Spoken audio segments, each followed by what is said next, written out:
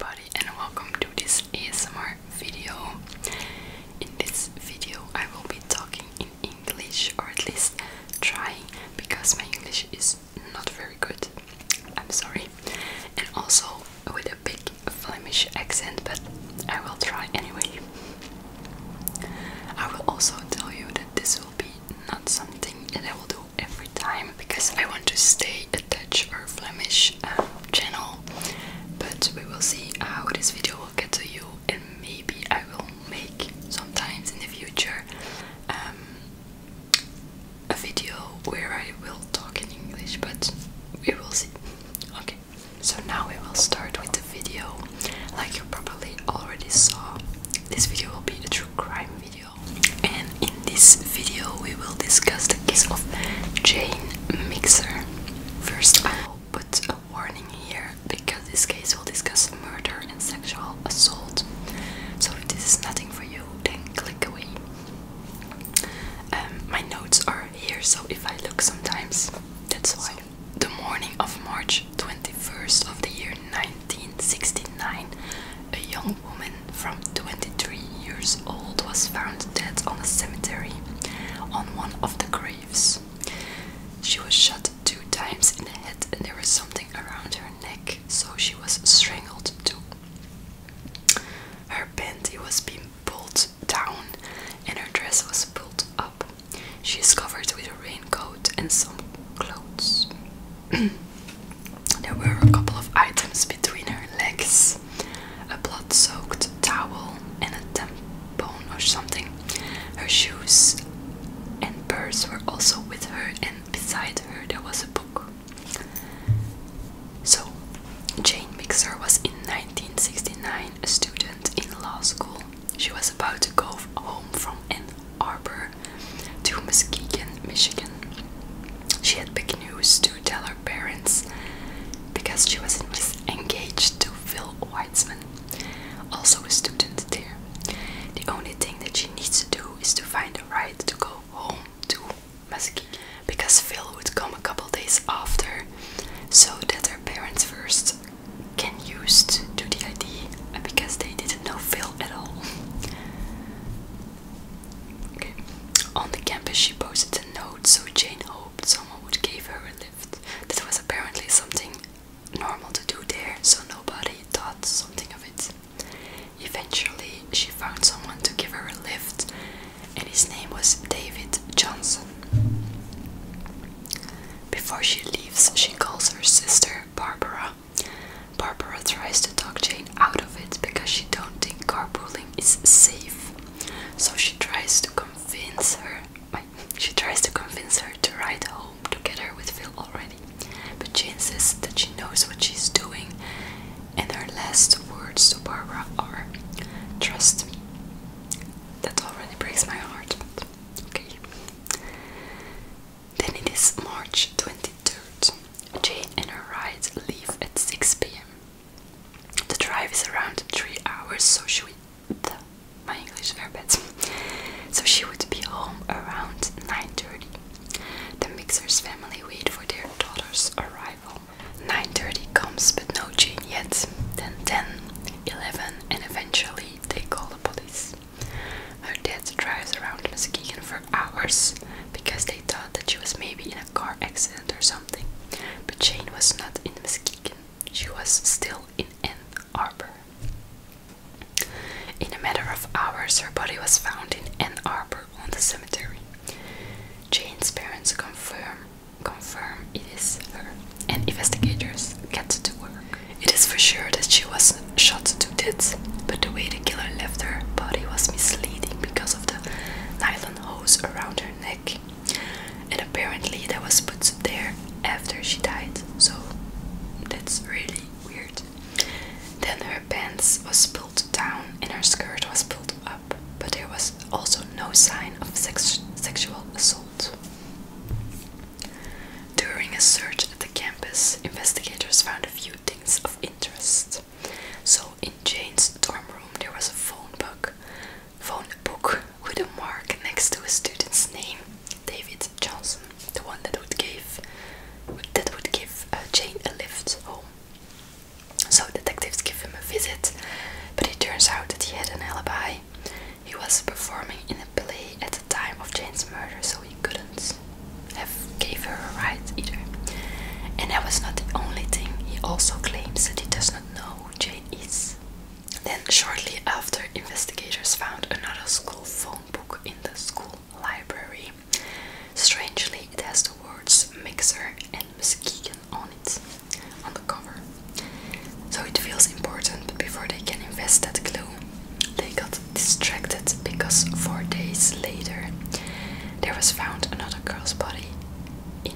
Arbor named Melanie Skelter or something. There may be only two young girls that were found dead, but authorities became frightened because there were other girls that were stabbed to death around other campuses in the neighborhood. There was one in 1967 and other in 1968, so there were two women before Jane also killed. Detectives think that there would be a serial killer on the loose, and that summer after there were 3 more murders in a reach of 15 kilometers. All the victims were young and it was all close by a campus. There was a girl stabbed and strangled, the other girl was shot and strangled, and the last girl was beaten and strangled. Something like that. And it was all very hideous. Do you say it like that? Very violent. Yes. So all those murders were then known as the Michigan murders. The last girl gave authorities a second lead after David Johnson. Her name was Karen, and she was seen the night before she got killed with a man named John Norman Collins. When investigators got into the Collins lead, they found Karen's blood and hair in his uncle's home, along with Collins' fingerprints on it. It is enough to make an arrest. So the news comes with a huge relief. They have finally found their guy. They could not link him with the other 6 girls, but they tried to convict him first so that he could be put away, and then they could try to link him to the other cases. So he went to jail and the murder stopped, so they all thought that he was indeed their murderer for all the cases. But investigators didn't find any other evidence so to link it to Jane's case, so her case goes inactive. But her parents accepted and they thought that Collins did it, so they could close it a little bit. It is now 2001. Jane is now dead for more than 30 years and her case was all the time inactive. But now there was a detective that wasn't satisfied with what they already had at the time. He also investigated their case back in 1969 and he didn't stop thinking about those cases, and mainly Jane, her case. He thought that her case didn't fit with the other murders because she wasn't sexual assaulted and the others were. She was also shot just 2 times and the other were mostly stabbed, strangled or beaten in very, very cruel, do you say it like that? Very cruel, murdered.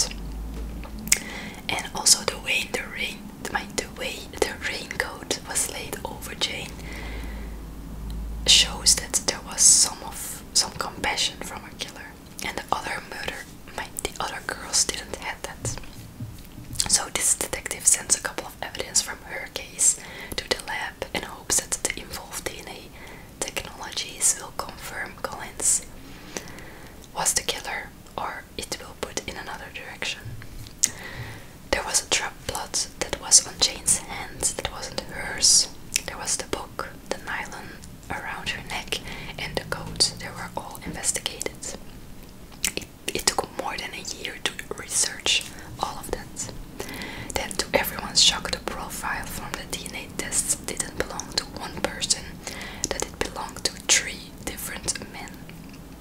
And none of them were John Norman Collins, the serial killer, they thought. So, who were they, men? Who were they? The DNA on the book and the sweater belonged to Phil, Jane's fiancé. And that is easy to explain because the book was his and he was also right before she left with Jane. But the other 2 profiles from the blood and the nylon were unknown. Then they looked into DNA databases and they found out the blood belongs to a man named John Rules. He has a history of violence and he is currently in prison for killing his mother, who abused him for years apparently.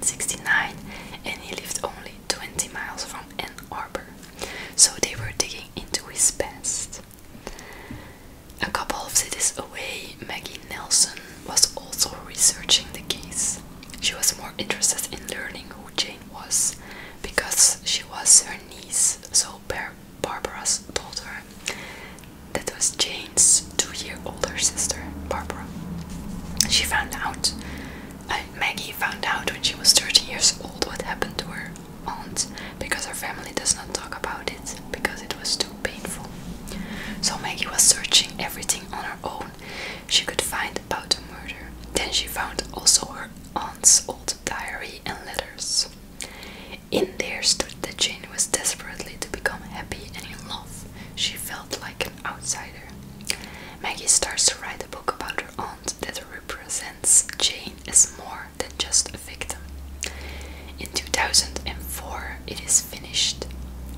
And this book is just the beginning of Jane's reintroduction to the world. Little side note. A month later, Barbara's phone rings, and it is the detective that say that they are about to arrest the man that they think killed Jane. So the day before Thanksgiving in 2004, authorities arrive at Gary Leiderman's house. They are questioning him for 3 hours, and then they say that they found his DNA on the crime scene. And Gary is shocked because he does not know Jane, he said. They search through his house and they find a photograph of a South Korean student that is unconscious on Gary's bed. Her clothing is pulled up, similar to Jane's body. And there are also drugs in his house that they find. So it is possible that the South Korean student was drugged because she doesn't remember that those photos were taken. She isn't dead, by the way. The trial began in July 2005, and Gary's college roommate tells authorities that Gary owned a gun in that period. And it is apparently the same kind that killed Jane. The roommate also said that Gary used to save newspapers articles about the Michigan murders. And the phone book of the school library with the words Misker and Muskegon on it could be the handwriting of Gary. It was not a full match, but it was similar, so it could be Gary's. With all this, was Gary sentenced to a lifetime in jail. About a decade later, Gary passes away. But the question was still, did the court got it right? Because Gary never confessed to the murder. He even said that he didn't know Jane. And the defense of Gary said that it could be that the DNA was accidentally swapped. Because the DNA that was found at the murder was investigated at the same time the DNA of John Rulis was investigated for the murder on his mother. And also Gary's DNA was about that same time investigated. So could it be that it was accidentally swapped and put together?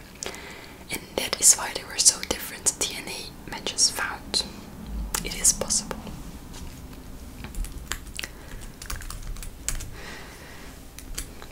In 2018, they re-examined the evidence with new DNA technologies, and Gary's DNA came out of it again, but there was something strange with the DNA. There came out more of Gary's DNA than of Jane's, and that is weird because it is Jane's body after all. So maybe there was a mistake with the DNA in the lab. So the question was, who killed Jane? Was it Gary? Or however, was it Collins, the serial killer they originally thought? So there was a detective that investigated also the case in 1969, and he found out that Collins, so the serial killer Collins, lived in a college house with a bunch of other young men, and one of them was named, beware, was named David Johnson. So the one that would give Jane a lift home, but had an alibi. So now the investigators made a link. Collins killed probably Jane and used David's name. And the DNA was probably swapped so that Gary and Rulis had indeed nothing to do with this case. The handwriting looked like Gary's, but it wasn't 100% match, so maybe that was also a coincidence, just like the weapon that Gary owned in that time. So, but the reason that the murder of Jane was so different than the others was because Collins tried to stop with the murder. Before Jane, he killed 2 others, and they were so violent that he now tried to be less violent or something because he wanted to stop. But his craving to kill jail again was so big that he couldn't, but he, how do you say it, he tempered himself. And Collins had a lot of hatred, a lot of hate to women, and he was also disgust of women that menstruated. So that is probably why the blood-soaked towel and tampon or something were between her legs. So that is also a link. And then the other women that were killed by Collins were at the same period. The murders also stopped when Collins was in jail. So I think, and also investigators now think, that Gary had indeed nothing to do with this case, so he was innocent in jail and passed away there. Jane was actually the only girl that was killed so gentle, because all Collins' other victims were killed with a lot of violence. No. He tried to do better, but he couldn't, and that is why his next victim was so quick after Jane, and also that cruel and violent, and with a lot of violence. He was a sick man and he had also a very difficult youth with assaults from 3 different fathers, etc. That is not an excuse, but I just say that you have a little bit of a background of this man. So luckily he's in jail now and the murder stopped, but it's very sad for all the 7 victims that he made and all the 7 girls. So that was all there is on this case. You can leave a comment with what you think happened. Yeah, I think there were a lot of weird points at this case, but I think apparently Collins did it, and authorities think so too, but it is not 100% proved. So if you have another theory, then I would love to read those.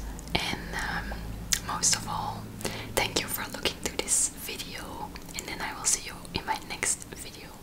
Bye. And I'm sorry for my bad English.